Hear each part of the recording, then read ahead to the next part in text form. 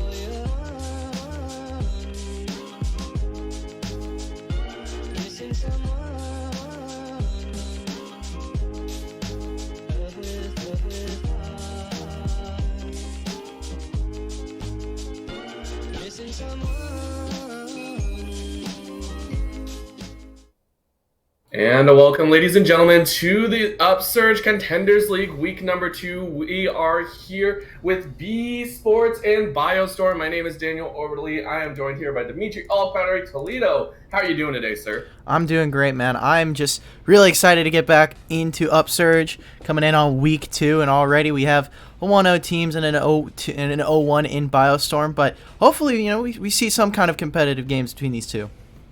I mean, it's week number 2, and win-loss records don't really hold too much just yet, at least from what teams tell me. You are still learning to function a lot, and, the teams are still kind of melding together. But again, yes,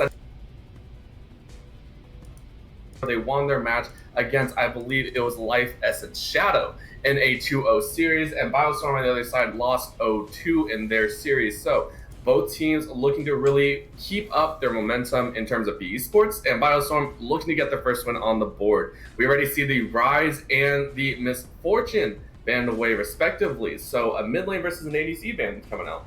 Yeah, we obviously, past couple of months, we've been seeing really huge priority and more of that top side of the map, mid, top, and jungle. And seeing already the Jarvan and the Rise being taken away, I think is such huge priority. We also have to take a look at things like the Sylas, like Nico. They can start to pop up very frequently, and I wouldn't be surprised if those things start to erode away as we get further into pick ban. All right, next up is the Taric ban. I enjoy losing, not going to be picking up that one, but taking out the J4, George de la Jungle. Not going to be having that nice engage jungle there to use. J4 obviously been hopping up in terms of, what they want to use and everything, and the last minute Kled ban coming out against Trollface. Yeah, Kled has been super strong, hasn't obviously received any kind of changes, but just in general is always a great sense of initiation. Also has some pretty strong laning phase with the vicious strikes, so having stuff like the charge later into the game, especially in mid game when team fights can be a little bit tougher to navigate down here, it can definitely be a really great sense of initiation, and taking that away means that they really do want to focus on some of these solo lanes. Aatrox, again, a really strong pick, and I'm thinking that they really want to move over Numerous and Hubid to have really strong matchups for themselves so they can either roam or start to get objectives for the jungler. First, looking like they mirror that top side, as you said, hoping to leave over Numerous in an advantageous situation. So wondering what the first pick is here. A lot of great picks, and Sylas, the blind pick, Sylas, possibly going to Hubid in the mid lane. Yeah, Silas, I think is just such a flexible champion. I don't think he's, that healthy for the game, but Silas is just so flexible. You see things like the Arcane Comet, like Electrocute, like Aftershock, and Conqueror we even saw in mid lane. So this champion is just all over the place, and I'm glad to see that on the other side, that red side, Biostorm, they're just not going to let them, let any of these things through.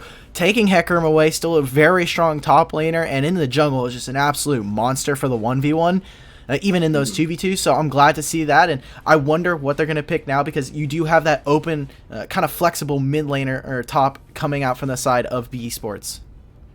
Yeah, it also gets scary due to the fact that you sit there and you're like, okay, the blind pick Silas, do I really want to give him the ult potential of having these great ultimates turned around on me? And obviously Biostorm say, we'll take it. Nautilus locked in as well, Hecarim, so the onslaught of shadows. And I believe it is the Death Charge going to be coming out if Silas is able to get that. Morgana also picked up a great way to stop the engages, and Hoobid hovering that Varus over possibly for Danny Cutebody. Yeah, I love this coming out from teams. They're picking up at least one solo laner or their jungler very early on and then picking up the bot lane. So I wouldn't be surprised if we see something like a Kai'Sa. Maybe if Biostorm are feeling very confident, they can go for an Orianna mid lane. But Morgana has just been making a lot of rounds, not just in the support role, but really moving over into a really strong mid lane. That Tormented Soul is so disgusting for just being able to push out waves for free and being able to get those roams with your Glacial Augment, and having stuff like Twin Shadows, having stuff like Hextech GLP means that you're just an incredibly great champion when it comes to utility on top of the Black Shield that you already have. And the Corki locked in for Non. I believe that is going to be a mid lane Corki against the Silas. So picking up one of the more, I would say, sleeper mid lane picks.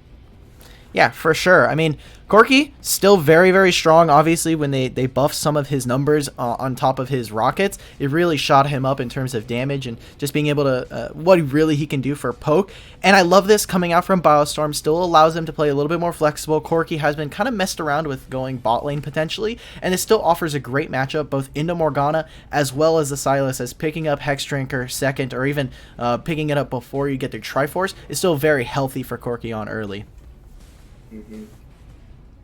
Looks like the top and jungle are going to be banned away respectively here. Kha'Zix banned away from the side of Biostorm, and a Jax taking away from Trollface. Again, punishing this top lane, really making sure Trollface doesn't get any high priority carry top laners, it seems. Yeah, I think they more than likely know that this Hecarim is going to be going into the jungle, and if not, Jax and Kha'Zix are so strong. I am a little bit perplexed as to why we see Kayle. Obviously, Kayle has been hasn't been seen too often. Did receive a round of nerfs beforehand a couple patches ago, but definitely looks like you were saying, just trying to focus in on some of those solo lanes, making sure that there's no Kayle because between a Kayle, a Silas, and a Morgana, you have so much utility, and just being able to kind of play around team fights in really odd, wacky manners can really throw off someone like Biostorm. So wanting to see what their last ban is. Looks like it is going to be the Swain, and as well as, like you were saying, the Jax. So just covering their bases, making sure that, hey, if there is a bad matchup for the Silas, we can cover that. And as well as if we do want to send the Silas top lane, you're not going to be getting abused by things like the Jax. The last, or second to last pick coming out for Biostorm, Tasty Craft getting that safe Sivir with that spell shield, going to be able to possibly hold his own down there. Sivir obviously used a lot of the time just to wave clear. You know, the On the Hunt is always used as a utility, as utility supportish type ultimate. So doesn't really want to give anything too much over. But Rek'Sai being locked in, so going down the tier list, Rek'Sai is still one of the top junglers available in terms of aggressive ganking and counter ganking potential. Yeah, and I love this coming out from the side of Biostorm. I mean, you have so much utility, and when you have someone like a Nautilus and a Hecarim who really just want to get into that backline, get as much of that speed to get there, it really just opens them up. We do see that there's a Ghost coming out for George de la Jungle, so more than likely we're going to see the Hecarim there, and I love that they're keeping open the counter pick for this team. And that is going to be a Silas top lane. So the blind pick Silas into whatever Biostorm wish to give, as that is a Lux for Hoobid in that mid lane. Going to be throwing out the bindings, the fluxes. Careful, it could be Aftershock, Aftershock W max for her. So we have to wait until we get it. But I'm more likely going to see this Morgana go mid lane. I mean, we see with the Rek'Sai, as soon as Rek'Sai is able to get Black Shield and has the Umbral Void Rush, it becomes absolutely so insane with where that champion can really just kind of push the limits. And against the Hecarim, you're going to need all that you can get. You're going to need the 2v1 possibly, because in those 1v1s with something like the Conqueror on top of the healing that he gets from Spirit of Dread, champion is really, really insane. Mm-hmm. That has to be true. Finally, in that top side, we did see the Poppy locked in. So, Trollface getting the Demacian standard, or I should say, just Demacian. I think she's Demacian.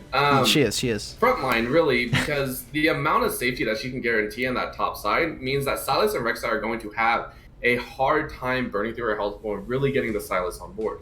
Yeah, as soon as the stalwart defenses pop in for Poppy, no pun intended there, but she becomes really, really tough to try to kill. She becomes like this huge ball of pure defense. And like you were saying, the Lux is going to be end up going mid. So from the side of Biostorm, I really like this draft.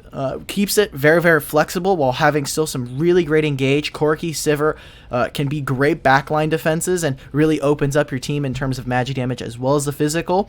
And Hecarim is no slouch when it comes to damage as well. But one thing I do have to worry about is how expensive this team can be. You are waiting for that first item power spike from mid and jungle, and Sivir doesn't really start to come online until that second or third item, being such a late game carry. So this team is very expensive, and you have to make sure that your early game does not go pretty sourly, because if Hecarim is going to be very delayed in his Triforce, if Corki as well is kind of stuck on those Doran's Blades or on the Phages, it becomes very, very difficult for this team to really do anything in fights. Yeah, definitely feels like you are leaning towards the side that BEsports are going to have the upper hand just due to the fact of the item builds and the possible disadvantages of having to get that certain amount of gold. So are you leaning towards Honey BEsports to take this series? Oh, I should say. I mean, the series, we can get a little bit spicy. I think BEsports, depending on the performance of this game, BEsports possibly could take the series, but I am going to be a little bit worried if this team cannot close out in 20 to 25 minutes. This is a very good team on one item. Getting to those points, you have Lux to have a lot of poke, and you have still great engage with the Sylas and Rek'Sai, but if the bot lane really doesn't start to get off on a very good foot, you have great engage with the binding and as well as the coils coming out from Varus' ult. This team does tend to lack a little bit of peel with no tank and no real front line. All right, well, we'll definitely have to see if that prediction can come into the light, but we will be going to a quick intermission before we get into game, but I do want to talk about one of our great sponsors, Kono. If you are looking to take your game to the next level, it all starts with your peripherals, from keyboards to keycaps, mice, and more. Our friends at Kono have got you covered. Kono works with the world's best designers, inventors, and makers to bring you some of the best gaming peripherals around. Kono have been huge supporters of us here at Upsurge and have made generous contributions to our prize pools. So, if you need to find a new keyboard and more for your setup, we can't recommend anyone better than Kono. For more information, head over to kono.store to check out all that they offer. That's KONO.store.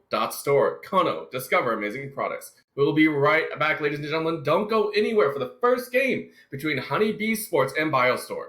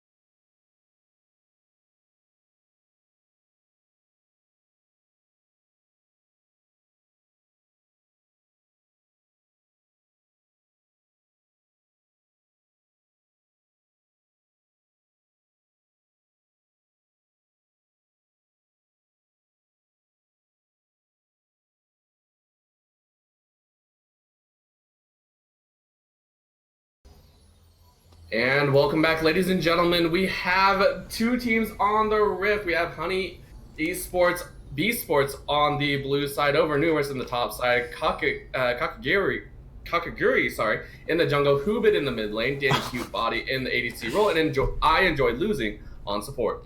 Yeah, take a look. They might even try to go for this. Trollface didn't see this. Oh. Uh-oh. No, he did not, and they're getting an automatic binding. Everything has been thrown, every single binding in the world. They pick up an easy first blood on Biostorm, who are rounding out that red side. Yeah, great job right there. They get the top side. Kakaguri should be able to at least... Looks like he's just going to get the back off. That ward shouldn't be there in time, because typically what we see from these junglers, they go for an extended clear on one side of their jungle, then move over thanks to the change in Scuttle, and just where junglers are in terms of sustain. So this ward should run out before the red buff does spawn, or before, sorry, George Dilla Jungle does get there. We'll have to see where he goes with his jungle pathing. But for early first kill for Kakaguri, always feel really good. Even is able to get his hunter's talisman there. That's definitely going to help speed up his early clear, as we do know. Speeding up the clear means faster ganks, just as every jungle out there knows, but he is not getting a leash from what I can see, so gonna be, I think, matched in terms of the clear, as both junglers mirror the clears. Yeah, right there. I take a look. Will not be able to get, or at least George Dilla Jungle will not be able to get that early Krugs start, but just being able to, utilize the talisman a little bit early, and allows your bot lane to move a little bit faster, get them into a better position, because they don't want to be shoved in when you're playing against a Sivir, who's just going to have such great wave clear against something like a Varus. Having a Morgana there really helps with just shoving the lane, making sure that you have priority, and if Rek'Sai does want to go for an invade, or does want to start getting priority for Scuttle, you can move your bot lane over. And now we do see... top lane pretty even in that mid lane, though. Good trades back and forth, but again, pretty quiet after that first blood matchup. That seems the teams are taking it a little bit easier than would be expected. Yeah, and coming out, actually, we do see that the ward does end up spotting George Dilla Jungle here, so they will know that the Hecarim is topside. Sadly, however, Trollface was not able to set up the freeze, at least in front of his turret. Looks like Silas, while he is going to be down at least a level for right now, is just going to have this wave crashing. However, this does mean that now George Dilla Jungle will be looking to try and pressure for this Scuttle, and we see Kakaguri is actually going for the kind of the blue Gromp start, where you get to fight both of the camps at the same time, and you do have some great AoE with Rek'Sai, and so we'll be able to get a camp lead for right now. But right now, going to also see Kakaguri start to make the move now anyway, over to the Scuttle. Yes, we do. We actually see a small fight going out on that rift side, the top river side.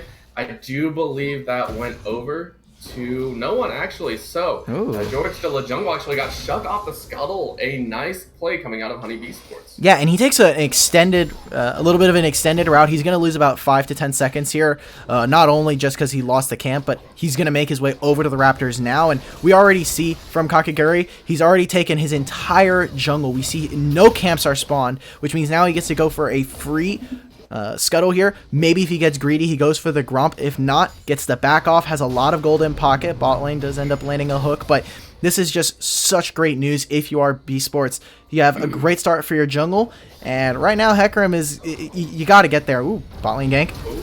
Oh, great spell shield coming out of Tastycraft there. Still had to burn the flash, but that would have been a flash and kill if he didn't pull that off. Nice save, but an even better gank.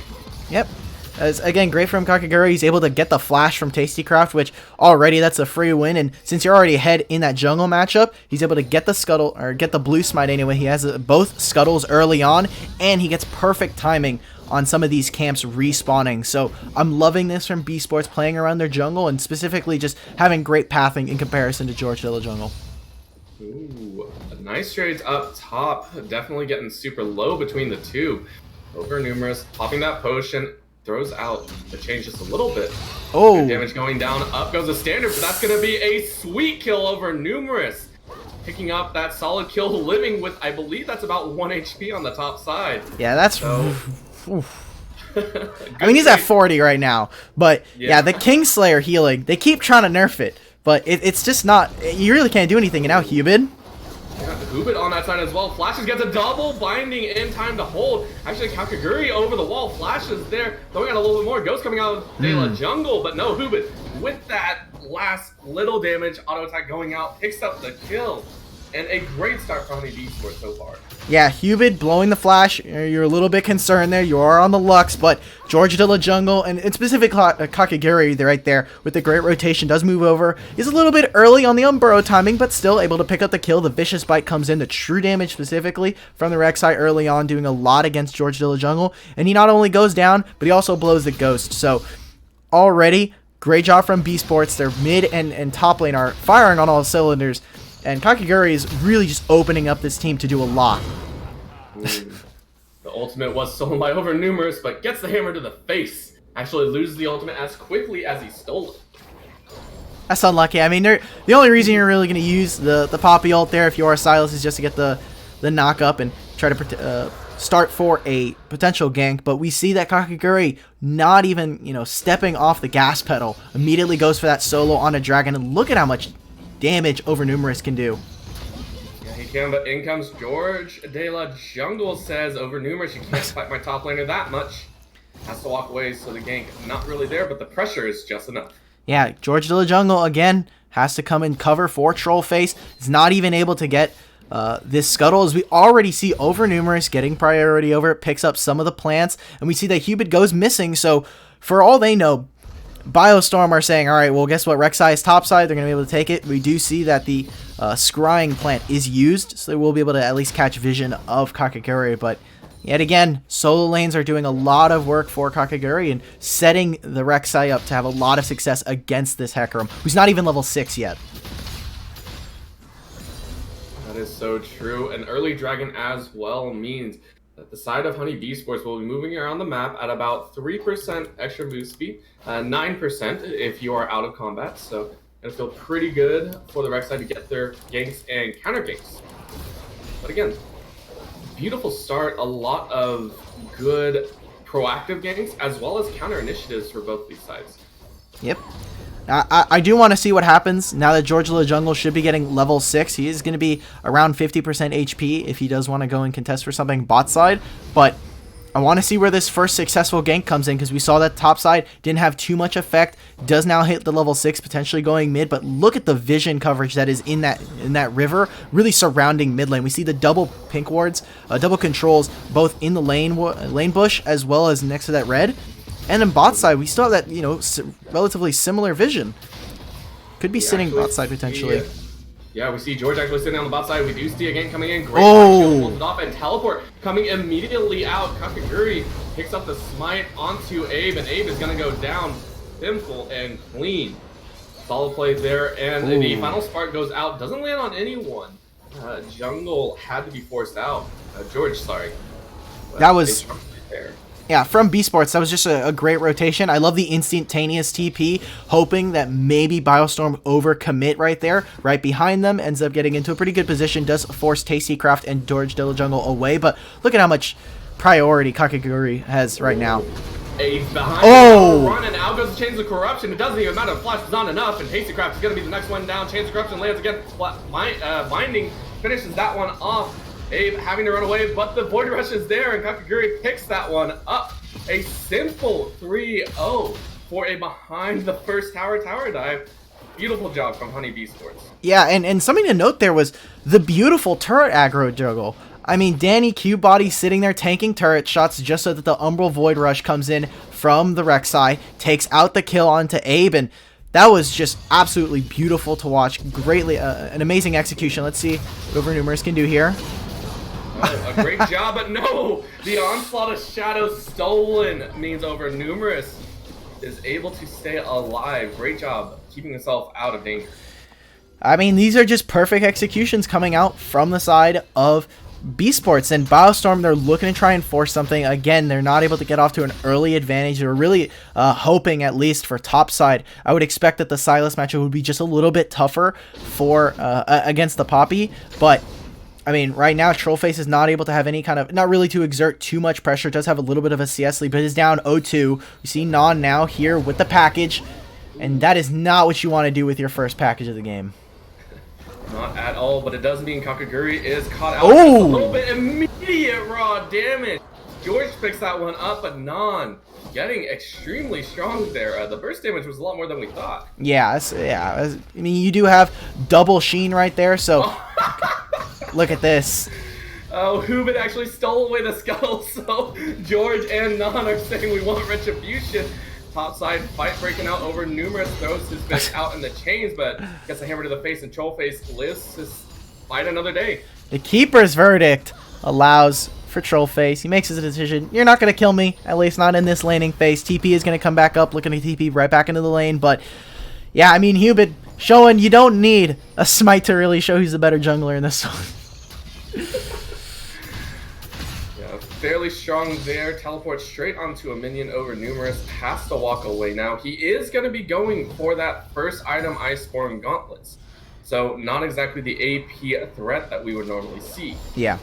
Difference in just trying to stay alive. You do have a lot of magic damage that is on the side of Biostorm. So if you are Silas, you want to try and at least survive. And with Abscond, Abduct, as well as the Chain Lash, the slow that comes out from that mini burst, it is really, really intense. And when you have something like an Iceborne, it just makes it that much more difficult to try and get away from the Silas. So interested to see how teamfights are going to play out. We do see that George Little Jungle is sitting bot side. Ooh, another fight breaking out. George again on the proactive move, but the Black Shield keeps Danny safe. Binding goes right back out, lands on the Tasty Craft, and that's a lot of damage going out. In goes the Soul Shackles. I enjoy losing. Says this is mine. In comes Kakaguri for the counter. Game George Taylor jungle doesn't have anything. Final Spark comes across all the way from the jungle side. Lux on the back side says I'm here to help. Picks up one for himself. That is a quick 3-0, and now Non on the back side has to say I'm not sure what else I want to do. Hubin actually taking extremely low barrier. No, second shielding comes out. Auto attacks not enough power. Taking so low, and Non has to flash away. Hubin stays alive with a fraction of his life. Beautiful teamwork from Honey BEEsports collects 3 for 0 plus a tower. And they get the Infernal Drake here. I mean, Hubin just makes an absolute outplay and really just makes Non have some egg on his face right there. Great outplay coming out from the entirety of BEEsports. That Black Shield couldn't have been timed any more perfectly. And now, I mean, we're just seeing the constant reaping of rewards from Biostorm. They're able to get a lot of these kills. It's like 3 for 0, 2 for 1, all of these trades. And they even get the Infernal Drake right here, so I'm interested to see what the third Drake is in a couple of minutes. And I do want to see them now take this lead that they've accrued bot side. They're able to now rotate their mid lane or their bot side into top lane. Silas has a free lane now. Does not have the TP, but Rift Herald should be the next objective to open up this mid lane. Hubin now. Oh, a nice little sidestep. Abe not finding any ground with that hook. And again, Hubin stays safe. The substitute mid laner coming out for Honey BEEsports, really putting in the works. And all on the champion of Lux. And obviously, people tend to complain when they see a Lux. All right, well, I guess we're going to wave clear. I guess going to have to deal with the final spark. But we even saw in that last fight, kind of like a mini package almost right there. He snipes in, comes in, and immediately is able to put down damage. And they're even going in and taking resources from their side. And now we see Abe. Oh, no. Oh, that is just mean right there. Danny Q body sat in the middle and actually gave the kill over to losing. That has to feel good. A support now with 150 gold bounty on his head. Danny Q body probably just don't want to increase the 350 gold bounty on his head himself. So the entirety of Honey BEEsports walking around with a couple wanted posters. Man, that was just I feel really bad for Abe. He's just trying to get some vision, but there's no one there for him. You see that George Hill Jungle is half health. Is only going to come in with the Mounting Dread. Just going to come in, say, hey, hello, making sure you guys are not going to get a little bit too greedy. Does have Ghost and the Onslaught of Shadows. But look at this trade against Trollface. Just can heal immediately any kind of damage with the Kingslayer there. You know, the even CS really doesn't tell all that's in this match. And others as a KDA, as we've seen that over numerous, really has just only seen Trollface and maybe George Hill Jungle a couple of times right now. But using this, now that they do have the bot lane pushing in the top side, now that they have already swapped their laners, now we see Kakaguri immediately goes over for the Rift Herald. Hopefully we see this go into mid lane as the mid turret is sitting at about 50% or 70, I should say. Really just opens you up and allows you to now start invading into that top side, although there are almost no jungle camps here for George Little Jungle. really isn't. Topside looking like it's about to go down here. Tastycraft pops a spell shield a little bit early. Not sure what he was expecting. Again, Rift Herald actually going down in favor of Kakaguri here. Yeah, and take a look at this. I mean, George of the Jungle, he goes into his top side, which he had just recently cleared right now, and we might even see some fights around this mid lane. Package is available for Non. Ooh, yes, they are looking for that tower. Good root goes out, lands, keeps verdict, actually knocks away Kakaguri. It's now a 2-on-3 situation. Oh! Out goes on the shadows, but the real thing is much more damage as George picks up 1, picks up 2. Non is able to pick up 1 for himself, but that's a 3-0 going in favor of Biostorm. They do lose the tower though, but that is a great way back into this game so far. Yeah, it seemed like a little bit of a breakdown in communication right there. Over Numerous just calling for the tower, saying, hey guys, it's really low, we can take this, I have the Sheen procs. Hubert and Kakaguri maybe saying, maybe we don't want to go for this. They do end up trading their mid lane. Ooh, Flash coming in ever... Yep, there it is again. Great fight coming out. Out goes the depth charge, and that's going to be a lockdown as losing goes golden. Auto attacks flying out past the Furious from Danny Cute Body. They are looking like they want a little bit. Lance Hubin picks up 1. A few more auto attacks go out. Abe trying to run away there. Finding goes out, not going to land as the last auto attack from Danny Cute Boy makes it stay. Yep, they end up trading mid turrets here, but Danny Cute Body, I mean, this guy, look at this. How fearless do you have to be on AD carry that you're running up to an enemy jungle, you're running towards a Nautilus and a Corki. He's able to pick up a couple more kills on the exit. They do burn a couple of key summoner spells. Obviously, Danny Cute Body burning the Flash and the heal a little bit later on. They do drop the Rift Herald, looking to get this push onto the turret. Hopefully they get this before the charge goes off. And then now they're going to make the siege into the inhibs.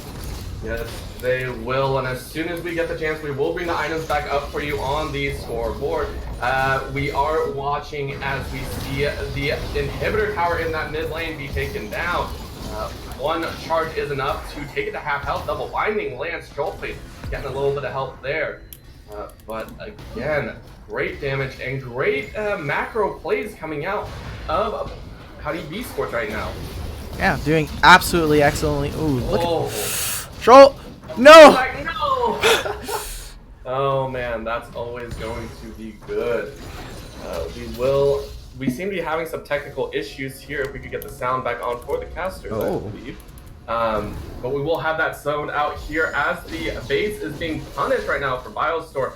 And again, it seems like BeeStorm have always, BEEsports, have always had the number of Biostorm. They have been routed at every chance, and really, we did see some amazing ganks coming out from George de la Jungle. It just didn't land true. It always seemed that Biostorm were just a step behind. And at the same time, Kakaguri always in the right place at the right time. Counter ganks out of nowhere, it seems. Yeah, and I do want to put a little bit of pressure onto Biostorm's mid laner. You do have this package, and you are fighting against Hubit, who does have the TP in this case. But when you have the Corki, you want to be able to utilize that package a little bit more aggressively. We saw the last time that there was a package, at least around that topside jungle in the river, that they were able to get that kill into Kakaguri. But I mean, you do want this this Corki, to go into those side lanes, start affecting these lanes. We saw that there were a couple ganks thrown to Over Numerous, and while Danny Cute Body and I Enjoy Losing were throwing a couple of ganks here and there, the counter engagement coming out from BEEsports was just really, really good, and they were able to throw a really strong counter punch when we saw Biostorm step to the plate. So I want to see Non start to come true, start to really come online. You are going to be seeing the Zeal will have the rapid fire cannon soon enough, so starting to come online. We started talking about some of these strong items being strong on one item specifically for jungle and mid, and now we need to start seeing that from George de la Jungle. Yes, we do, as we see Danny Cute Body 407, 550 gold bounty. I Enjoy Losing 209.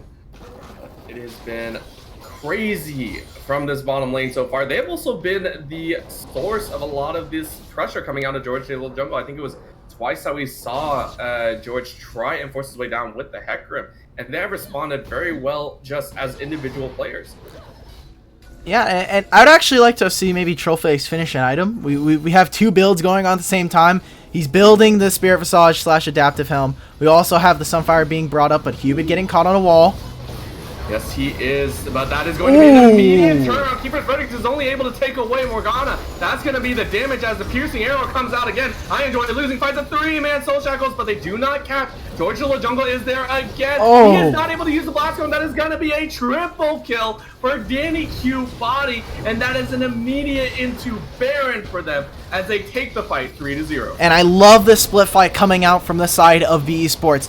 We see that Biostorm, they're trying to go in, they try to find the kill onto Hubert, but no one is able to answer Danny Q Body, and the rest of the team is just trying to not get caught off by Kakaguri and Over Numerous on the side. So great job from BEEsports splitting up the fight and creating a lot of different priorities for the side of Biostorm. Do we try to kill the AD carry, or do we try to kill this mid laner? And they end up biting off a little bit more than they can chew. They get their hand caught in the cookie jar, and they end up falling up really, really short. A couple of kills going over, as well as the Baron. Now they just need to look to finish and close out this game. You've got no outer turrets available for the side of Biostorm on the bot side and mid lane, and top side is looking to push in favor of BEEsports. We need to see them clean this game, a little bit cleaner, because so far we've seen a great early game. This first 20 minutes has been an absolute showcase when it comes to moving your jungle priority into other lanes and getting your bot lanes and your lanes ahead to get yourselves a lot of these advantages. But now we need to see them close out a game cleanly with a Baron buff and with a lot of great setup. Oh, this might be what they want. Danny Q Body has been found out just a little bit, but Kakaguri is on the back line, says, I will take your ADC. Chains of Corruption do not land, but the Void Rust does find its home, and that is going to be a quick 2-0 in favor of Honey BEEsports. Abe on the backside, getting the auto attacks coming out of luck. It's not going to do too much except stall as the mid lane tower is looking to go down. Singularity finds its mark. Abe still running away, binding as well. Hubit picks up a sweet, although a little bit late kill as the mid inhibitor goes down. Yeah, he does have the TP, so he's just going to go push this. We see that Trollface is actually keeping the mid wave pushed up, trying to stop an engagement, but there's already a bot wave here. The top lane is going to start crashing into that inhibitor. We could see a triple inhibitor. We could also see the end of the game coming out. And again, when you're on the side of Biostorm, you have to have... Wait a minute, re-engage now.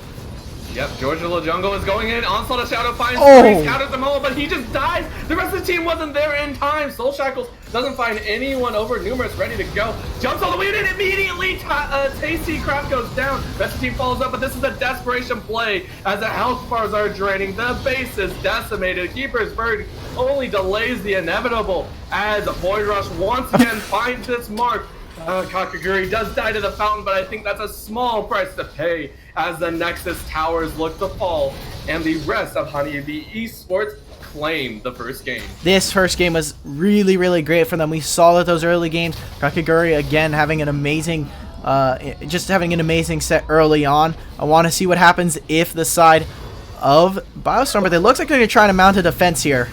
Oh, I called it a little bit too early. I think Binding goes out one more time. No, that is going to be George taken out of his own base. No mana. Says all of my, this is my base now as the damage comes out thick and heavy. Hubit laying down the damage and Trollface having to run away. Flash on actually. And Hazycraft actually gets knocked down as the Binding skirts around Trollface, and that's going to be the Nexus going down. Game number 1 after a nice little play with their food. We have 3 champions here. We have 3 mages, and all of them are sitting on some pretty low mana bars there. And they're able to then just turn it up and just grab the kills there, grab the end of the game. It was looking a little bit too close, but that was absolutely great coming out from B. They were a little, like you were saying, playing with their food just a little bit too long, but able to pick up the win in the end there and having a pretty great game, game 1 in this series. They really did, and to me, it came off of the back of Kakaguri really taking over that jungle role, not only with that first blood boosting his speed into getting the early jungle item, but again, his clear speed, and as well as the contest coming out of Hubit and Kakaguri on that top side scuttle, really hampered George de la Jungle. He didn't seem to have the same amount of assistance from his laners. And it showed. He was not able to enforce a lot of these ganks. He wasn't able to apply as much pressure as he probably would have liked, and the times that he did, Honey BEEsports turned it around on its head.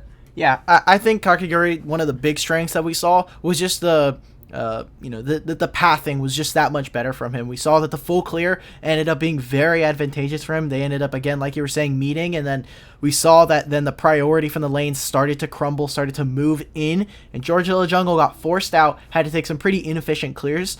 And we just see, again, Kakaguri, he always gets the first move thanks to his pathing. He gets those priorities on both early scuttles because of his pathing and just because of how his lanes have been set up. So I love this coming out from BEEsports, having a great, super strong showing. We did see that as Danny Cutebody wasn't in some of those fights, and specifically around that last part around the Nexus, they really had a little bit of a weaker time trying to siege, as Hubert and Danny Cutebody are your siege engines there. So interested to see how they're going to try to play around this, and if we see from Biostorm some adaptations in the draft to try and tackle both the jungle and the bot lane. Yes, we will have to see in game number 2 if Biostorm are able to bring it back again, or if Honeybee Esports will run away with this series 2-0. Don't go anywhere. We'll be right back.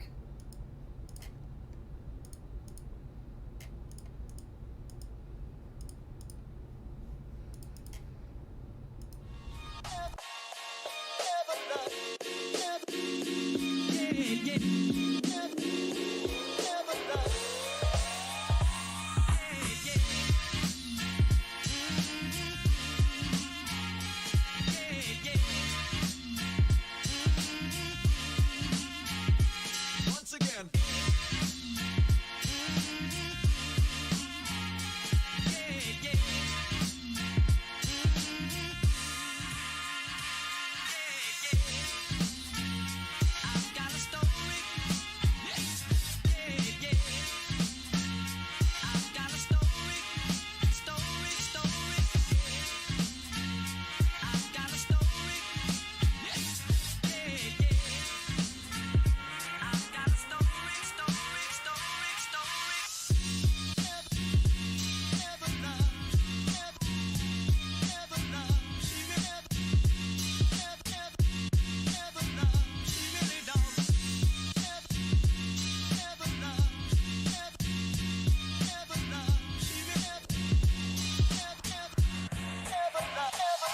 Again.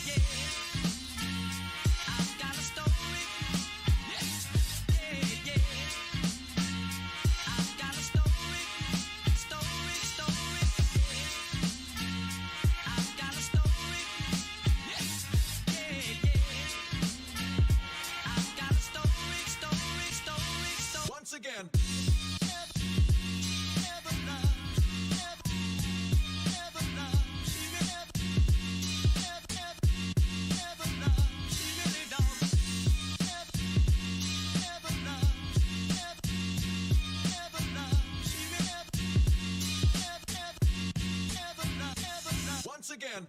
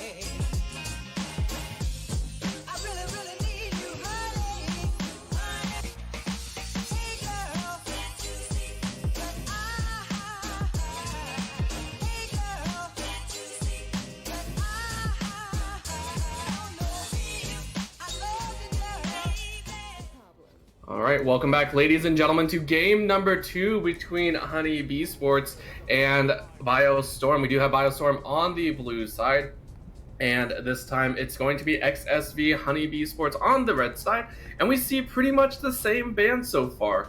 Tarek Misfortune taken away on the side of Biostorm, and Swain and J4 taken away from the side of Honey BEEsports. Yeah, and this time, remember, the Rise still on the table as well. Varus could be potentially, but the Hecarim I think is a really interesting ban away from Georgia the Jungle. Really just shows that Biostorm, they're not going to be picking Hecarim first, and they might be looking to get something a little bit stronger for Trollface. Kled is still on the table, Rise as well, so a lot of these strong picks are already going to start to fall through the draft table.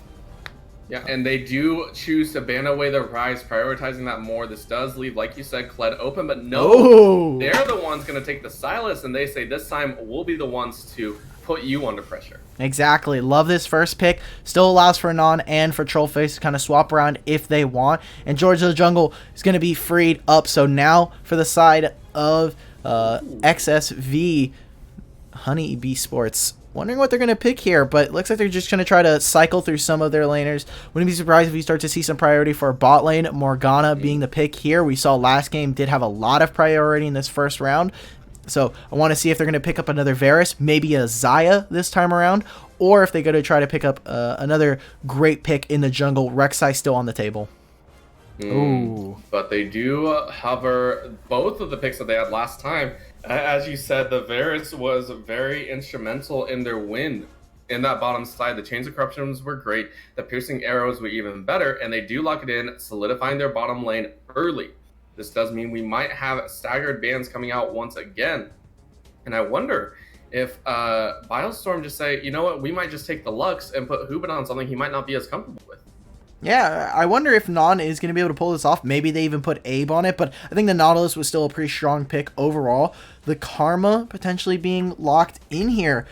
A pretty interesting pick, allows for them to have a lot of flexibility. Could be seen in mid lane. More than likely, Abe is going to be taking that, and definitely does help poke back against someone like a Morgana, like the Varus. And like we said, picking up the bans, or picking up the bot lane, and having a single lane being, chosen is really, really strong right now. So picking up the Tristana or the Jinx allows you for some pretty late game AD carries, but still has some really strong bot lane presence early on.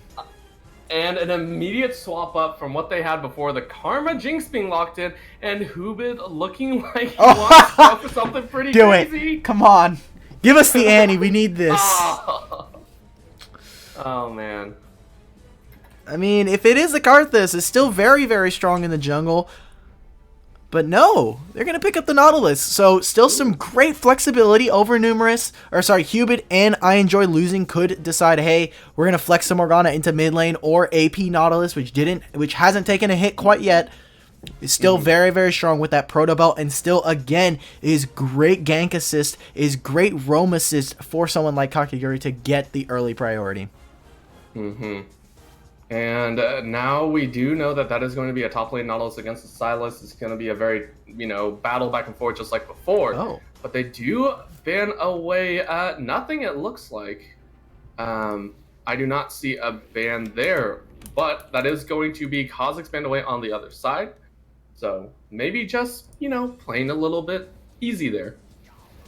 Thankfully, we're just going to see them just saying, hey, guess what? Throwaway ban, have it. You can have it this game. We're pretty confident we're going to take this. Maybe just a pretty big mistake, but ban away the Kled like we saw in the last game. And now Rek'Sai, Kha'Zix as well, taken away from them by Biostorm. So now we're going to have to see what the junglers are going to pick up. No Jarvan, no Kha'Zix, no Rek'Sai. Could start to dip in a little bit deeper into that pool. Sejuani, something we saw earlier on potentially. But Xin Zhao is still a pretty aggressive jungler and definitely strong on level 3, level 4, and going into level 6. Yes, it is, and Xin Zhao, like you said, picked up, but now we get to see the blind pick of the mid lane, I believe. And this time around, Trollface will get his Jax. That has been something that was banned away before, or maybe not. Looks like they do want to secure maybe a jungle pickup here. Yeah. And Sejuani, I like it. Yeah, I like the Sejuani pick. It is a little bit slower and doesn't really get to take too much advantage of the Krugs. being that it is a little bit weaker even with the Winter Flail. So wondering how we're going to see George of the Jungle, and it is a little bit of a more difficult jungler to play in terms of pathing. So I do want to see how we're going to, how this jungle matchup is going to shake up, because Danny Cutebody should have a little bit of an advantage, but please tell me we're going to see a Pantheon solo lane. If it is into the Kennen, it's going to have a pretty great time. Even into Sylas is a great matchup, but man, Honey BEEsports, man, these guys are really just trying to throw these guys off. Well, I mean, if you think about it, the Sylas was blind pick, and they said, okay, we don't know what we're going to do. That is an Aurelia. I believe that will be matched up wherever Sylas wants to go. But the Kennen being locked in as the blind pick, I believe that would be a top laner flex pick, pretty much. Yeah, Sylas being tossed to that mid lane. This time around, I am sorry, not Nautilus. That is going to be a Morgana for Hubid, another safe AP supportish type mid lane. And again, I love the fact that they have such openness in their drafts. With the side of XSV BEEsports, Honey BEEsports, they're able to have the Morgana early on into the draft, and this allows for them to have flexibility for where they want to put this Morgana. Morgana doesn't want to be mid lane, doesn't want to be bot lane. We saw it last game in the support role. Now Hubid gets his chance, his little hand on the baton this time. But I like this Aurelia from Overnumerous. It gives him some flexibility. It still allows him to outplay in those 1v1s. And if we saw anything either from Collegiate or from MSI, is that Aurelia is so strong, especially in topside. And against the Kennen, if you land that flawless duet, it becomes very difficult for Kennen to either get out alive anyway.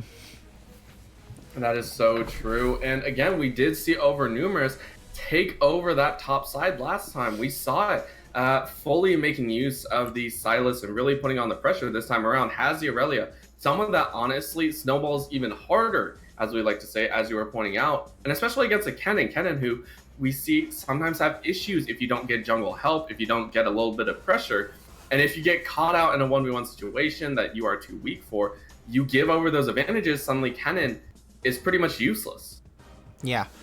I'm wondering to see how George of the Jungle, I think a lot of this does come down to how this mid and jungle interact, because we saw that Non didn't have the best influence, something we were looking for to try and at least influence the early game, and George of the Jungle again got punished so incredibly thanks to Kakiguri and the priority that we're going to have. Top lane should be a pretty explosive match in determining who's really going to get that priority, because we even saw last game, Trollface was pushing in the lane and did have the ability to move over, but we saw that in the end, Trollface was there first, Overnumerous and Hubid were the first ones to roam, so I'm interested to see how Kennen is going to be able to outplay this, and really top side of Biostorm is going to have to show up this game if they want to have a fighting chance in the series.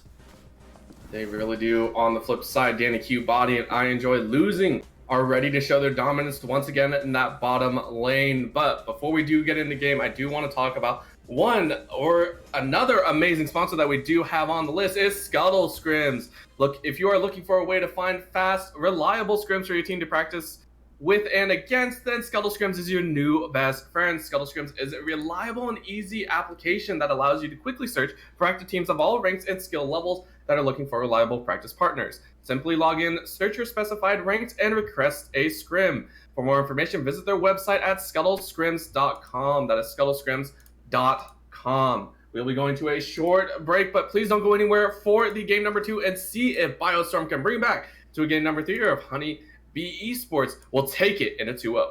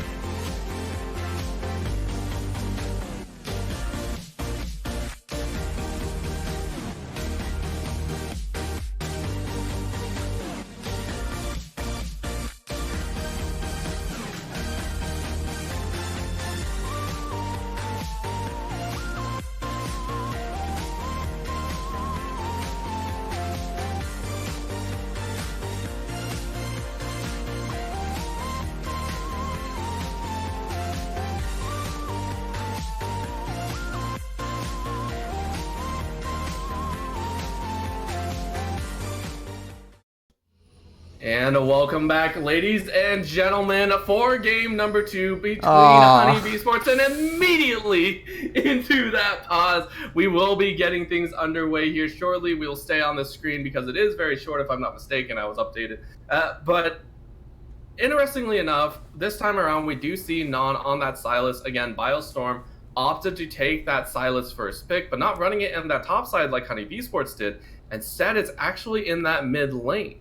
Yeah, and ends up going for one of the flexible picks. We do see that it is the Arcane Comet this time around, so just looking to try and poke out Hubid. But this lane matchup is really notorious for Hubid pushing out the lane. The Black Shield is going to be very important for where we want it to land. Yes, you don't want to get hit up with the knockoff from Abduct Abscond, but the Chain Lash has a huge amount of damage that you might need to be able to block. So Hubid, we're going to have to watch how the timings. We already saw I Enjoy Losing have a pretty great timing for the Black Shields. Now we're going to have to see how the mid laner is able to play around it. And we saw some early pings go out. They wanted to get up. Ooh, Kakiguri now. Yeah, early pings denied. Kakiguri takes about 3/4 of his health. It's around enough time for him to actually it does take about 25 seconds to actually run back to the camp. So he is opting to go straight into his camp. Honestly, Xin Zhao is one of the easier ones to lifesteal back up, especially if he gets a leash. With his 3-hit passive, he gains a small portion of health back.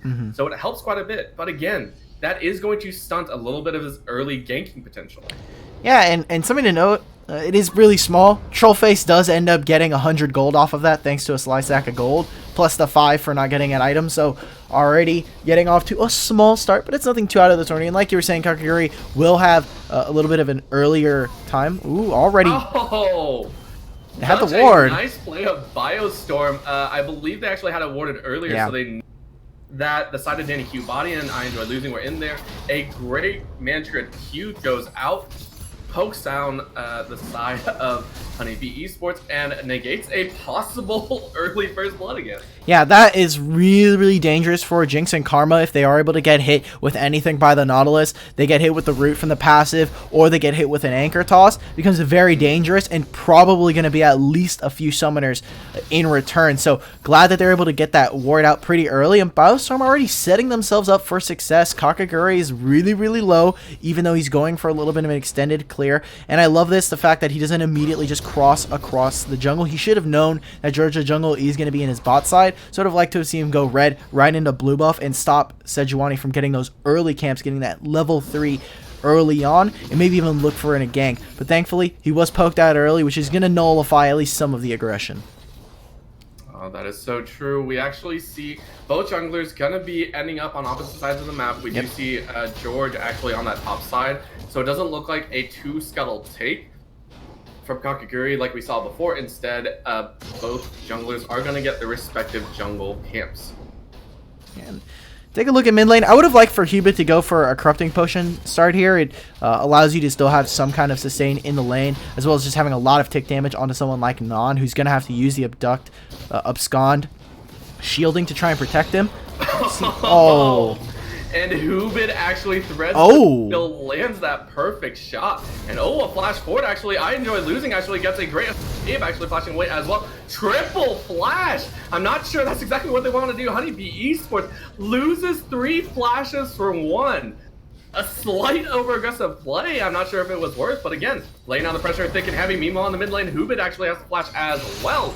George, with the first gank of his game, gets a beautiful gank off. We're 4 minutes in and there's already 4 flashes being blown for the side of Honey BEEsports. So, already getting a little bit too aggressive. Maybe if the wind becomes lightning does land right there, you land the slow onto Tastycraft and you're able to force at least a couple more summoners. Abe does have to go for an early back here, thanks to that. But over numerousness now. Oh, that's not good. George the Jungle actually flew around from the back side, so he does lose his flash over numerous. Now that is all 5 flashes taken within the span, I believe, of about 30 seconds. And that has to be the fastest I've seen 5 flashes go down before 5 minutes. Yeah, we're not even 4:30 yet. At least if it was 4:30, maybe we could say, you know, there's some timing there, but that is all the flash is going to be going down. This should be around the time, by the time they come up, that should be around the time when there's going to be a first dragon fight at least. We didn't see too many dragon fights, or any, I think, in the last game, thanks to some of the early aggression, thanks to Honey BEEsports, but coming in already, some of those aggressive tendencies are not really firing off in the way that they thought early on, and hopefully we do see Biostorm try to turn up the heat just a little bit and start to pressure the fact that all of these laners no longer have a flash. Maybe you go for another gank onto top lane, maybe you go for another gank onto mid lane. This is double TP going to be burned here. If they don't want to lose this, but thankfully the lane is pushing specifically in mid lane, so maybe no TP is burned, but Overnumerous is going to be looking to try to get back into lane as soon as possible. Yeah, we do have the unpause again. That is Abe having a few lag spikes there, so just going to be cleaning that up. But I mean, if there's any time for Biostorm to push an advantage, now would be the time when you know that this team who have 0 jump aways like an arcane ship or, a rocket jump away, this would be the time to punish any lane that you so choose. Coming up on that dragon is actually going to be an air drake. So like you said, not exactly the most potent dragon, but definitely one that they might want to contest later. But I do want to go back to that triple flash on that bottom side. I mean, that was a very late flash, I think, coming out from Kakaguri and Danny Cutebody. Do you think they might have a little bit of an aggressive nature, an aggressive tendency, and really jumping the gun there? They might have to jump the gun here for Trollface. He does have the flash, but he doesn't have the ult. He's just going to get the stun. Very cheekily walks away, and that's a lot of minions right there. This is a minion wave and a half already stacked in both the top and bot wave. So potentially Kakaguri spending not only a lot of time, but also taking a lot of damage to Trollface. Could look to get a little bit more aggressive. And I love this coming out from Biostorm. They have such huge wave already stacked up. Oh my lord, a good hook does land, but the immediate damage is returned. Abe lands that root on the Iron Joy, losing mid lane. We do see Hubid trying to trade back, but again, Trollface able to walk away because he knew for a fact there were no flashes. There was no way they were going to catch him if he was able to get away. I mean, that is cheeky is right. That's all I can say about that. Exactly, and I enjoy losing. I mean, we do see that the trade does end up going in favor of the side of BEsports. It's a pretty good health trade right there, but like you were saying, really right now this just allows for Abe and Tastycraft to really run the lane as they want to. Yes, they have to still be worried about some of the anchor tosses, but you're not worried about a Nautilus hitting and going past your backline. The flash or the flame chompers came up very big, not allowing for Danny Cutebody to get into a better position to try and poke out the Jinx here. So already loving what we see, and already a very toned down game thanks to the early aggression that really went sideways for the against Honey BEEsports. And right now, Biostorm, they're just farming up. They're able to neutralize some of these lanes and get themselves not necessarily too many CS advantages, but just even lanes and not getting blown out early.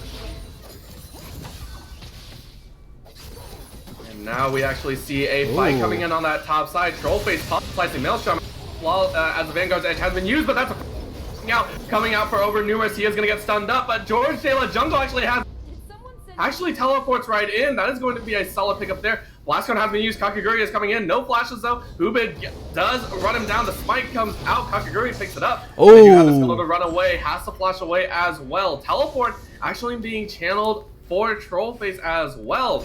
A solid 1-on-2 team fight actually goes in the way of Overnumerous. As soon as first I call the Silas pick in game 1, I'm like, all right, I'm feeling it myself. And then as soon as I start to praise Biostorm, they go for a very over-aggressive play. We were talking about earlier how Overnumerous and Kakaguri were going in on a pretty big stacked wave in favor of Biostorm. And now this time, Trollface is in the middle of a bunch of caster minions just firing away on him. And he ends up dying to that. Yes, he gets the Slicing Maelstrom stun, but he ends up dying right there, giving over the first blood to Overnumerousness. And what we saw last game is, well, yes, Overnumerousness, it goes for these concentrates against Trollface, and while Trollface can survive some of this, getting an early advantage for this guy topside is always so dangerous. And we see some over-aggression. Ooh, Kakaguri potentially coming top now. Oh, there is no flash for Trollface, but again, the speed up is enough. That's one of Kennen's great escapes. He also gains passive, I believe, armor and magic resist when he's actually in that lightning form. rush. Yep. So nice little back out there. But again, he has to play extremely safe now. Yeah, and look at this, Hubid just getting vision priority. Oh no, Trollface. Trollface, my friend, actually might pick one up. Kakaguri actually goes down. That is going to be a trade 1-for-1. Hubid actually has a flash away. Blast comes to safety. That's going to be a route back in. The Binding does land. It has a huge lands on 2-4, and that immediately signals a retreat in a 3v4 situation. They do pick it up, and Honey BEEsports are routing Biostorm. That was a huge amount of CC that just lands right there. Flash. Yep, flash it is, as you were just saying. I mean, it was so quick, we didn't have time to talk about it. That was actually just instantaneous. We just saw that. That was overall across the map. That was a 3-for-1 in favor of Honey BEEsports, and Kakiguri does go in. To note, there were some flashes up. Kakiguri does end up using the flash, but it goes immediately back on cooldown. Honey BEEsports saying, no, we're playing with no summoners this game. And Hubert, just to try and get away from the collapse, it was great attempt from Biostorm to just try and catch out the Morgana, who's trying to get the vision priority, but in the end, throwing a couple of them. Karma's nowhere near, but now they potentially going on over numerous. Does have the flash, thankfully. So that's going to signal an immediate dragon take. As you were saying, right up, nailed it on the dot. Dragon taken by Kakiguri right now because they did see 3 members on the top side. Immediate dragon take that's going to force Biostorm to now think a little bit more about how often they want to focus over numerous. Yeah, and now we see, yes, he does have the flash down, but he's able to get the back. He's looking to try and get the back, but he looks like he might just try to bait this. He does have red buff, so it's a lot of burn. Slicing Maelstrom is available for Trollface. And with no wave, there's a cannon. Potentially. Ooh. Yeah, great stun actually coming out. Ultimate for ultimate. Slicing Maelstrom versus Vanguard's Edge. And obviously, Vanguard's Edge is going to take that win as over numerous. Claims his 3rd kill of the game. Yeah, potentially if Trollface does have a little bit more AP in his build, if he goes for that revolver first, yes, he's able to maybe do a little bit more damage, but he only had double amplifying tome on top of the Bilgewater. And right now, with that null magic mantle on the side of over numerousness, he does have a little bit more magic resist, as well as just the amount of damage that the champion can do with the Blade Surge, as long as he has the Sheen as well, getting a lot of procs. He's 350 in. Look at Non doing these trades, just trying to show off a little bit in mid lane, but Hubert with that black shield. Oh, come on. Leave him alone. This is just mean. Tasty, my friend. That's not gonna be good. Oh! He's living under the tower. Oh, he goes down. That was a little bit sketchy right there. And actually, a good damage coming out on I Enjoy losing. That's going to be Chain of Corruption landing as well, and Abe is the next one to go down. A cheeky Bush Gang versus a cheeky tower dive is going to spell doom for the side of Biostorm, and simple 2 kills, and that is going to be tower going down as well. They get the double sums out of Tastycraft, the flash, and the heal, and Abe, thinking that maybe he can get the kill on I Enjoy losing. The Ignite does end up coming out from Abe, and that just means more and more turret plates going over to, again, this side. Honey BEEsports bot lane. Hubert now.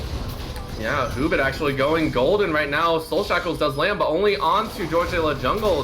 Non is actually able to get out, so that's going to secure a kill for George de la Jungle. Unfortunately, Non was not able to pick that one up, but still a little bit more gold back in their pocket. Man, I can feel how itchy over numerous's trigger finger is. That's a 3rd turret plate that could potentially be going over, and it's on basically 100 HP. He is wanting to force for this. You'd only have about a minute and a half before that goes away, but that was just great CC layering coming out from the side of Biostorm. We saw that that Non was waiting, potentially. Oh, but there it is. Slicing Maelstrom is enough. Actually goes right in and gets the kill. But Trollface is going to take that one, collect a very nice 650 gold total. And that's going to be over numerous sent back to the fountain. Yeah, and he was actually just seeing that Kakiguri was in a position to come over, but now Kakiguri is starting the Rift Herald. George de la Jungle had already started to make the move. Non is here. No flash available this time. Yes, it isn't. Black Shield coming out. But a good chunk of damage means Kakiguri has to walk away. He's only sitting on that Warrior's Enchantment as well as a Longsword, so not super tanky as he normally would be. Yep, just trying to fight over this control ward right here. Tastycraft doesn't step up. They're still losing a lot of CS, or at least pressure in the lane, as Danny Cutebody can just move over. Kennen is here, no Slicing Maelstrom. Hubert is moving over, and no TP at least for the next 30 seconds, or 15 to 20 on over numerousness. Binding goes just a little bit wide, and this is going to be a big battle here. There they go in. Oh, in goes the Hextech GLP. Oh! They want to go all the way, and Crescent Guard is on for both, but that is definitely Georgia De La Jungle going down. A great collapse coming out. Humid on the chase, going after Non, soloing out the escape path, but Non, that's only a black pool. He's going for it! Trollface takes the kill. That's going to be a solid one, but in the bottom side, we do see the depth charge going up. Auto attack actually onto the tower, but the piercing arrow is going to make it work. Humid on the backside, Shoal Shackles goes out, but Non picks up the damage. Now it's versus top laner, but obviously over numerous too strong right now with the Trinity Force. Gonna take it, and that is a 3 for 2 across the map. Yeah, they're even able to kill Tasty Craft. So, and remember, George the Jungle did end up dying early on right there. Oh, the double flash from supports. Man, I enjoy losing. It's just such a spicy player. First on the Morgana, and now we see on the Nautilus, just not afraid to blow that summoner spell. First turret is going to go down in favor of XSV Honey BEEsports, and we saw right there, Trollface was just trying to go pick it up. TP coming in. He does have the Rift Herald. Yeah, he definitely does, and now we actually get to see a little bit of a chase here. Wanting to take a look at what's going to happen. He does actually get hooked inbound, though. He does go golden, but that's not going to be enough, I don't think. Trollface actually throwing away Danny Q. Body, though, taking a lot of damage. Dodges out the Super Mega Death Rocket. Binding actually starts some of the minions, and over numerous picks up that kill. In the back line comes George. He is wanting that kill. Flashes over the wall. Danny Q. Body is going to get chained up by the chains himself, but that's going to be a double kill for over numerous. Another great binding means a third kill going over. I enjoy losing, picks that one up, and a 3 for 1 scattered fight, and that is going to be a big win for Honey BEEsports, coming out with a dangerous make that 4 over numerous, going behind the tower and picking up his 8th of the game, back to a 400. Over numerous is so mad last game that he could not play. He got put up against the Poppy matchup. The Silas was not able to really flex his muscles coming out of the prison now. See, the Aurelia is just absolutely tearing up these team fights. And something to note there was so much focus on a Danny Cutebody that as soon as Over numerous comes in, Danny Cutebody is sitting on what, like we saw, like 200, 300 health, and he's just dodging everything. He's dodging the bindings. He's dodging out on George the Jungle, not able to land a single stack of the passive, not even able to land the Super Mega Death Rocket as well. Ends up getting caught out thanks to trying to flash over the wall, being a little bit flashy, no pun intended there, trying to get away from the side of Biostorm, but an absolutely great engage. Now, Human might be stepping up a little too far. Yeah, but on that jungle side, Kakaguri is actually found out here a little bit too far. Crescent Guard is activated, but still the damage coming out. Blasting Cone does get him away. Oh, dodges out the side as well. He's gonna run away. Oh no! The rest of his team gets him killed as the Super Mega Death Rocket AoE takes him down. Oh man. Bot lane's griefing me. Yeah. That's a. Hey, I'm gonna talk to Coach after that. Might have to have a couple of discussions with Danny Cutebody. Okay, guys, this is the time where we don't group up. We don't clump up. It is a death, an almost incredibly impressive escape. The great escape, almost. The second almost great escape coming out from Kakaguri right there. He's not able to get out. Ooh! Tasty crap. A great over the wall. Over numerous is going to be chasing him down. A nice double stun as well, but he does get stunned up. But now over numerous double stun actually. A great chain combo coming out of George De La Jungle to take down the Federelia and collects Jinx, getting 600 gold on the bounty. Yeah, he times the fact that he knows that the Tasty Craft is there, but he times it very poorly. He doesn't have vision of the Jinx getting hit with that, so tries to walk around, does end up having to use the flash and right onto Flame Chompers that are already there waiting and queued up. So ends up sitting there and tries to go for an outplay. Was almost looking a little bit impressive, but Summoners coming out from Tasty Craft means that he's able to survive. They're able to pick up 900 gold from the Aurelia, and specifically onto the Jinx. If that would have gone on the Sejuani, maybe we have a different story on our hands, but Jinx getting Trollface now.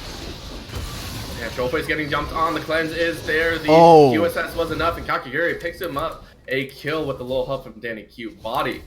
That's going to be unfortunate there, as they don't even collect a single tower. That turret is so low, but they're not able to get it. Non now trying to use the Tormented Coils. Yeah, he actually picks it up. Non actually has to use the clip as well, but Abe is going to be the kill. Death Charge going all the way out, lands on the Non. Over numerous though. Next on the chopping block, Tasty Craft picks up his second kill, third kill of the game. Gonna be the fourth. That's a huge shutdown as well. Once again, 4 kills going over to Tasty Craft. He collected quite a bit of gold there. Actually sitting on 1,000 gold just from those 3 kills, I believe. Yeah, Again, that was a great catch onto Abe. I commend the fact that BEEsports, they go for it. They're just trying to get these kills, but trying to kill Non, as he does have a lot of tanky stats. He does have the Proto Belt as well as the Merc Treads here, and he's able to get away utilizing the Abscond, Abduct, as well as the Kingslayer healing on his W.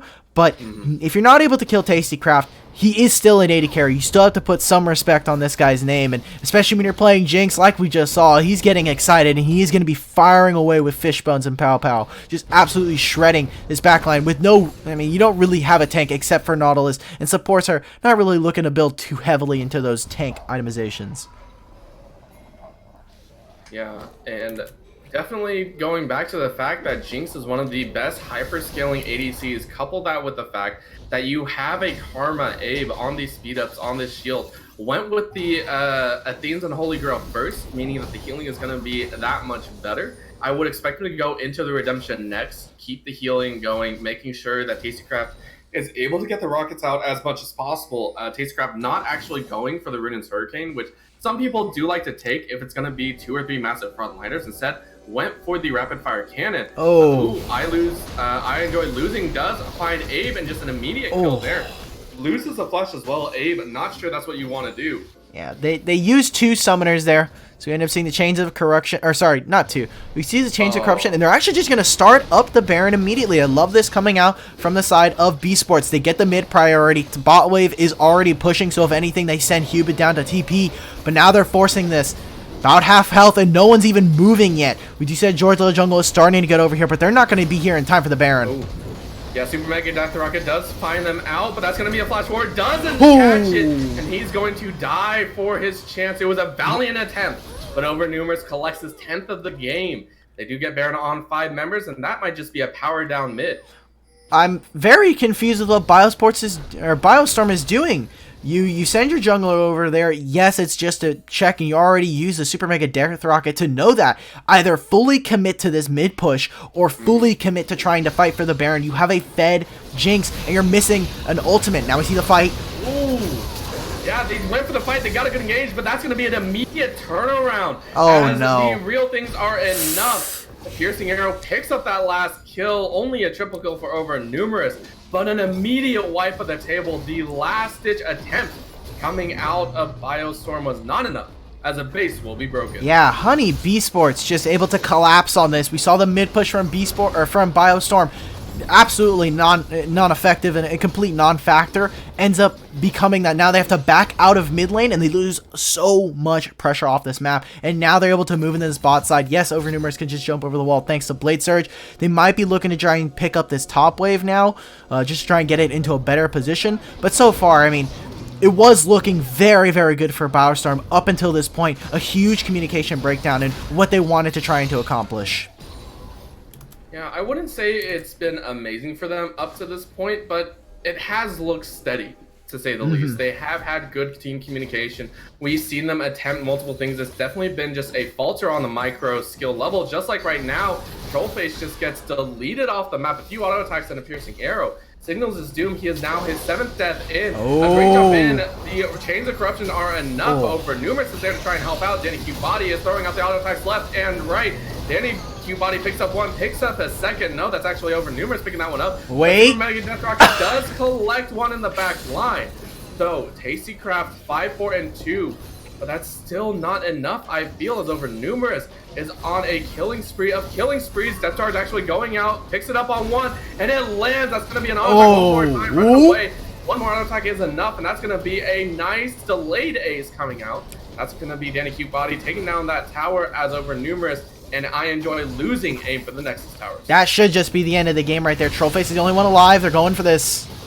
Oh, but I enjoy losing. Apparently does enjoy losing as he goes down to 3 tower shots. Danny Q Body is next on the list, and it looks like they do pick up a little bit on the backside. Shutdown going over for George Taylor's jungle, but they have lost almost their entire base here.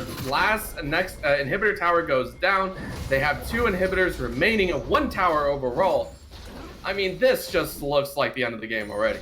Yeah, it looks like we're going to have to wait at least for the next 2, maybe 2.5 minutes here as we wait for BEEsports to try to respawn, come back in, have a second go at ending the game right there. And like we saw in the last game, cleaning up and ending the game was a little bit of playing with their food. We ended up seeing a flash coming out from I Enjoy Losing, the stopwatch coming out and being pretty influential for trying to stop that from Trollface, Zonia's, but still an absolutely dominant game. Yes, there are more kills here than Biostorm were able to get in that last game, but they need to be able to somehow get Jinx in a way better position, allow for there to be some kind of front line, because Trollface's engages have been completely reactionary, not proactive, and where we want him to be in a flanking position, getting those TPs off, getting behind the enemy team, getting into a way better position to try and force Danny Cutebody to really be in an uncomfortable position. Now we're going for an engage.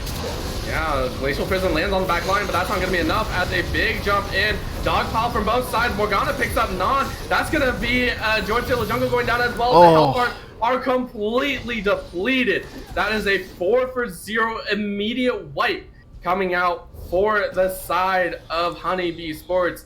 And they are looking to close out the game against Biostorm. No, they actually want the last kill. No. Hook does land, and they just dive the tower. Finally a kill. No, that's actually an execute. As Over Numerous dives the tower with the team. And that's going to be all she wrote. 34-14, 25, just under 25 minutes. Honey BEEsports take game number 2. These guys are speed running, saying, hey, we've got some stuff to do. It's a Wednesday night, school night, making sure Damn, that was really impressive. And an execute, not just an execute, but that's 1,000 gold that isn't given over to anybody. I don't know what to say, man. I mean, XSV, Honey BEEsports, just absolutely a banger of a game. These guys were just completely dominant in both of these, and really just absolutely great performances, specifically from this bot lane, being very consistent in how they wanted to play and getting those advantages very early on. Yes, they did. But in game number 2, we obviously Over Numerousness taking over 17-4-6. So really showing his worth on that top side. And I have to ask you, we saw in game number 1, it was Danny Cutebody. It was I Enjoy Losing, and Kakaguri really taking over, punishing that bottom side for the extended ganks. But in game number 2 is Over Numerousness flexing his control over the rest of the game. So I have to ask, if you had to pick an MVP for this series, who would it be? I would definitely have given it to Kakaguri if we didn't see the first 15 minutes of that game, for sure. Danny Cutebody, I would want to give it to him. I'm going to be a little bit more on the safe side. I'm just going to give it to I Enjoy Losing. Had a really great Morgana play in that last game. Just always being willing to flash Tormented Coil first and making sure that he's always in on those engages. And then we saw in this game just not being afraid to flash forward, get those depth charges, get those passive roots, as well as those anchor tosses were absolutely insane. So I would have to give it to I Enjoy Losing, although there's always great arguments that could be made, specifically for Over Numerousness and Danny Cutebody.